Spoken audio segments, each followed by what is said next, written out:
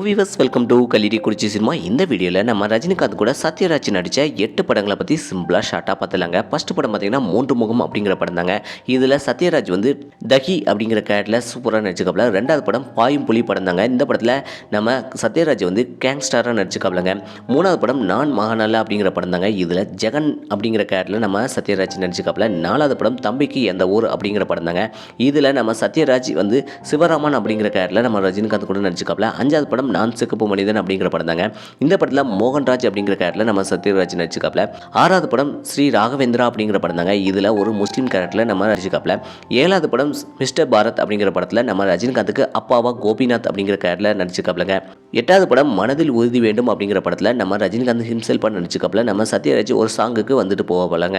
இந்த 8 படங்களில் உங்களுக்கு எந்த படத்தில் நம்ம ரஜினிகாந்த் கூட நம்ம சத்யராஜ் சூப்பராக நடிச்சுக்காப்புல அப்படிங்கிறத மறக்காம கமெண்ட் செக்ஷனில் கமெண்ட் பண்ணுங்கள்.